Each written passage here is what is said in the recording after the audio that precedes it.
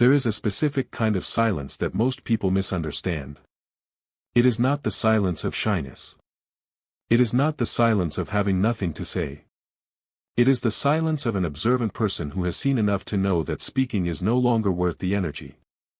You know this silence well. You are in a room full of people, maybe colleagues, maybe family, maybe friends, and the conversation is loud. Opinions are flying. Egos are clashing. People are talking over each other, desperate to be heard, desperate to be right. And you sit back. You stop engaging. You stop trying to explain your point of view. You go quiet. To the outside world, it looks like you have checked out. They might ask, "Are you okay? Why are you so quiet?" They might think you are bored, or intimidated, or simply passive. But they have no idea what is actually happening behind your eyes. They don't realize that your silence is not a retreat, it is an evaluation. You are processing data they are too busy talking to notice. You are connecting dots. You are seeing the lies, the insecurities, and the hidden agendas. When an observant person goes quiet, it is never random. It is a sign that the dynamic has shifted. It is a sign that you have realized something profound about the people around you, something that changes everything. Today we are going to decode the silence of the observant soul. We are going to explore the 3 specific reasons why you go quiet, and why that silence is actually the most powerful move you can make. By the end of this message, you will understand that your quietness is not a flaw, it is a fortress. But be warned, the first reason you go quiet is often the most painful one to admit. It happens when you realize that your words are not being received as gifts, but as threats. And once you see this truth, you can never unsee it. Reason number 1. The realization of futility. The first reason observant people go quiet is simple: you realize you are not being heard. You are a deep thinker. When you speak, you don't just make noise. You offer insight. You offer perspective. You try to help. But there comes a point in certain relationships where you realize that the other person is not listening to understand, they are listening to reply. They are listening to defend. Or worse, they are not listening at all. You notice the glazed look in their eyes. You notice them checking their phone while you pour your heart out. You notice that they interrupt you to bring the conversation back to themselves. And in that moment, a switch flips. You think, why am I wasting my breath? You realize that your words are pearls, and you are casting them before people who do not know the value of jewelry. So you stop. You withdraw your energy. This silence is an act of self-preservation. It hurts at first. It feels lonely to hold your thoughts inside. But then it feels empowering. You realize that your thoughts are valuable, and if someone hasn't earned them, they don't get to hear them.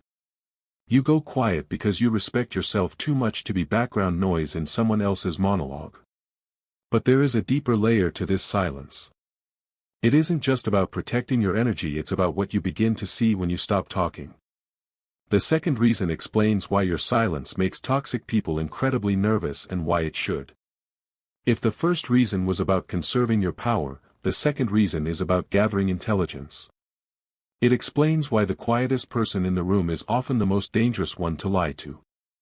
Reason number 2. You are in intelligence gathering mode. The second reason observant people go quiet is strategic: you are watching the mask slip. When you stop talking, you become invisible. People forget you are there. And when people think no one is watching, they show you who they really are. You notice the glance 2 people exchange when a third person leaves the room.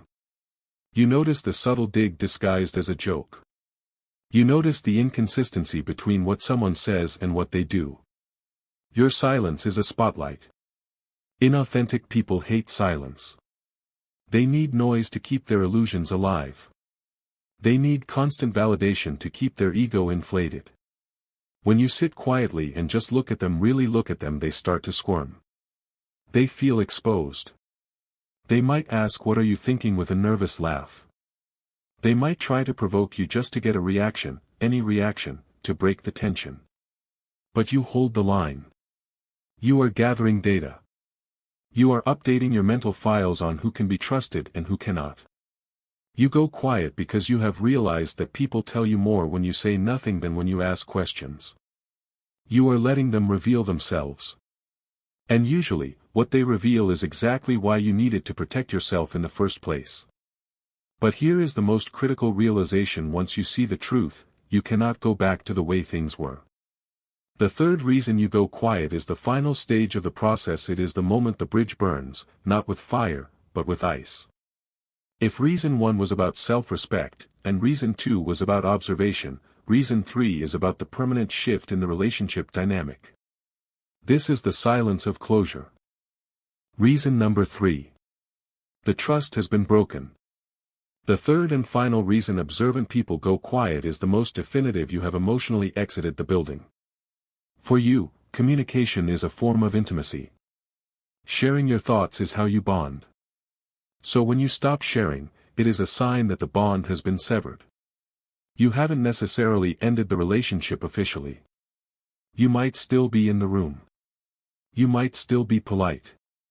But the door to your inner world has been locked. You go quiet because you no longer feel safe. Maybe they betrayed a secret. Maybe they used your vulnerability against you.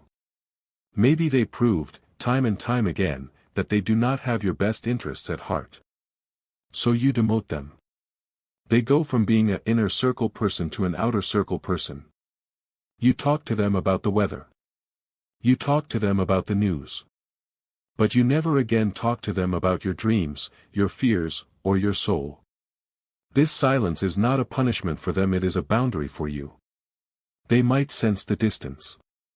They might say you've changed. And they are right. You have changed. You have learned. You have realized that access to your mind is a privilege, and they have lost their VIP pass. But here is the beauty of this silence: it creates space for the people who do deserve you. When you stop pouring water into a leaking bucket, you suddenly have enough to water your own garden. I'm going to show you how to use this reclaimed energy to attract the right people next. The spiritual truth. Silence is sovereignty. Let's look at this through a spiritual lens.